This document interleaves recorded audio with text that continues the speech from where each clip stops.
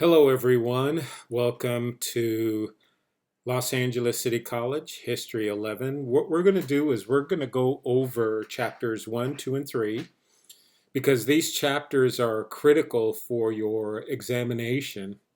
You'll have at least one exam on these three chapters, and usually the exams are combined into one, meaning that you'll have chapter 1, 2, and 3 questions in your exam. But so it would be good for us to just go over these chapters simply because I may be able to explain some things that you need to key in on and some things that you probably just don't need to worry about as you progress. These lectures won't be very long because I will just pinpoint what you need to do in practicality. So it won't be anything more than a few minutes, so that way you won't have to sit in front of the computer unless you wanted to take notes all day long.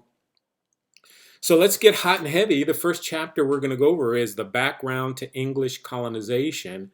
And the reason why we start with the background of English colonization because it provides sort of a window into how the British went about settling North America and what would eventually become the British domination of the North American continent, meaning Canada and what would be the contiguous United States.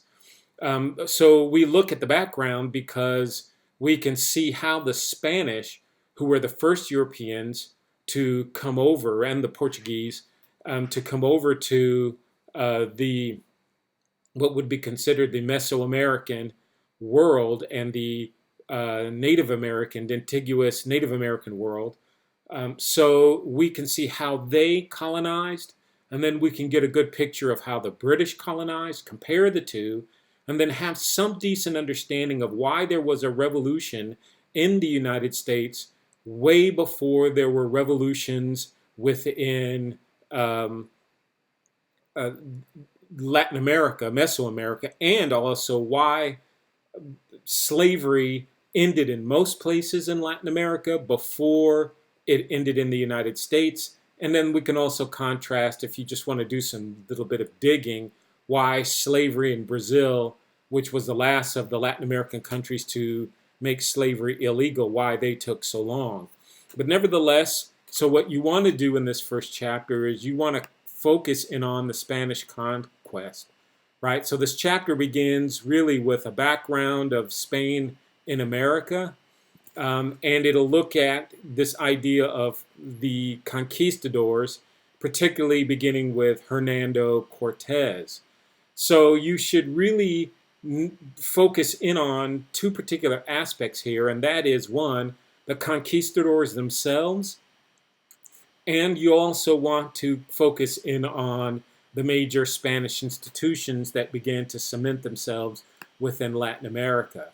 So these first couple of pages in page 8 will give you the different waves, right, of Spanish conquest, right? You'll start off with this, first wave being with Christopher Columbus, and then you'll move to the second wave, Cortez, and then by the time you get to Francisco Pizarro, who was the third wave, the conquest by the Spaniards was in full swing and the destruction of native societies underway.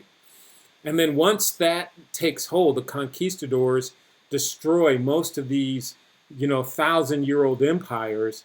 Then we begin to see bureaucracies that are brought over from Spain. They're not indigenous to Latin America, but bureaucracies, whole offices get moved from Spain over into into Mesoamerica. And so that you want to key in on. So you want to know what those institutions were and how they function. So for example, one institution would be the Casa de Contratación, the Board of Trade, right? So they'll explain to you what that was, and you can see the audiencias that were formed. So you ought to have some good understanding of what those institutions were and how they worked. Because right on page 12, you're going to get some background into how that's going to contrast with the British Empire, and you're going to need to know that. So far you should have some understanding of the Spanish institutions that were brought over. What's the difference between those English explorers and those Spanish explorers, the conquistador? You're also going to need to know a little bit about the populations that cemented themselves. So they'll talk about the Spanish American population. Then you'll be able to read Balin's article on the population of British North America and see how that contrasts. But you ought to have some idea about that here on page 13. Then when you get a little bit further down on page 13, they're going to talk about the different kinds of people and their racial combinations. People like who were considered to be mestizos or mulattoes or quadroons, octoroons, but they'll explain this, what these mixtures were, and you're going to need to have some idea what those were, and like the name, for example, of Spanish Creole. What does the name Spanish Creole, the Creoles, what does that mean? So you'll need to have some understanding of exactly what that was, right? And so then you'll go down through overseas expansion, look at some changes that happened in diplomacy that begins within England, particularly under Henry VIII and through Elizabeth's reign and Elizabeth's determination to come over to the New World. So you'll see all of that coupled with the discoveries of new people. So when you listen to my video on racial science and how race formation gets put together, you'll have some understanding of that, particularly when you're looking at colonization. You should be keenly aware of the first attempts at colonization by the English and the failures that nevertheless resulted. They'll talk a little bit about that in this particular chapter. Starving time is a major issue that you ought to have some inkling or clue of. And the overall problems that the colonies faced once they were trying to settle into what would become British North America. Okay, so you don't have to worry about any of the chronologies, any of the names, places, and dates, but you should have some just basic understanding. There's no memorization. It's all here in the book. So when you get through chapter 1, I've just given you a guide to exactly what you need to look out for in chapter 1. So let's go over to chapter 2, transplantation. And one of the things that you need to know in chapter 2 is the English chartered companies, things like the Virginia Company and the Plymouth Company. You're going to have some understanding of who the Pilgrims and Puritans were, and then the role of religion in America, particularly that role that is played by the Puritans and the Pilgrims. So as you go through the early stages of chapter 1, they will just give you some background about when the population was starting to transplant itself over from England into the New World. They'll particularly look at Virginia because this is one of, along with Massachusetts, the earliest places that England began to settle in. So you're going to want to focus on Jamestown because this is the Virginia Company of London, and they're going to have some failures and then later on some successes. So you ought to know Jamestown's import. Simply, it was to be the first permanent English settlement in North America, so you're going to want to know this kind of thing, and you're going to want to be able to read exactly what happened to Jamestown because it's important. And Jamestown goes through some ups and downs, and so you'll want to know what those ups and downs are, and particularly the collapse of the Virginia Company. You'll also want to know, of course, the rise of the Plymouth Company, of course, and what happens, and then you're going to want to get a good handle on who the Pilgrims and the Puritans were. Now, let me just explain you this. Pilgrims is just a name. Pilgrims really means travelers, right? Brothers and travelers. Puritans are people who want to separate from the Anglican Church, Puritans are individuals within the new Church of England. They want to separate from the Church of England simply because they see the Church of England as corrupt, and they want to more purify, right, their religion. These Puritans, some of them are not pilgrims, and some Puritans are pilgrims. It's confusing.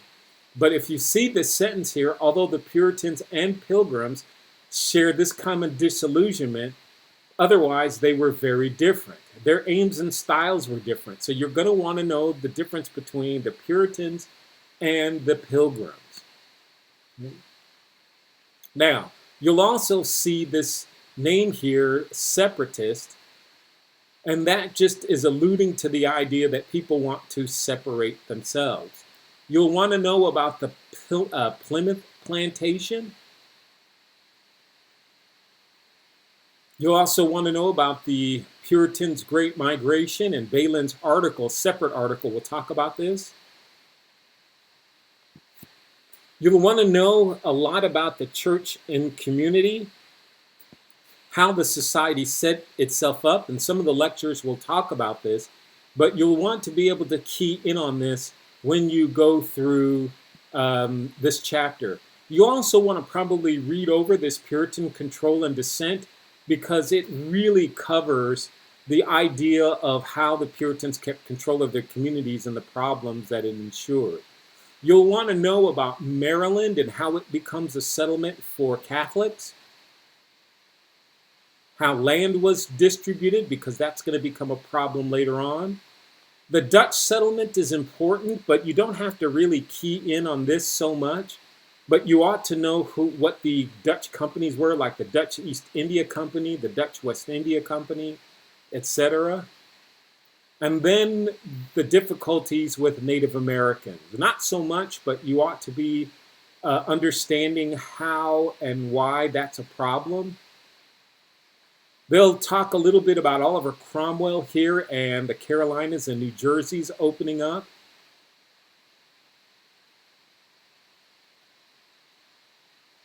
They'll also talk a little bit about John Locke, which you ought to focus in on, and beginnings to talk about the different kinds of economies that are being set up in the New World. Pennsylvania, the Quakers. And that's essentially it of chapter 2. So chapter 2, you should know the several chartered companies, understanding of the Pilgrims and the Puritans, and the role of religion in America. For chapter 3, you're going to want to key in on the New England economy and the difference between an indentured servant and a slave. Balin is going to talk a lot about the population in a separate article, so you can read that and it'll satisfy pretty much what you need to know about population growth. You ought to understand the distinction between free black people and black people who are enslaved. There were always free black people in British North America who were not slaves, and you ought to know how black people are being either brought to North America or they come on their own. But the New England economy, you should focus in on this and notice the contrast between those economies in the South. Right? They talk about the Southern economy, so you ought to know the differences between those two economies. The lectures will talk a little bit about structure and family life within early British North America. And then here we get to religion, so you ought to focus in on that. And that should take you through chapter 3. Okay?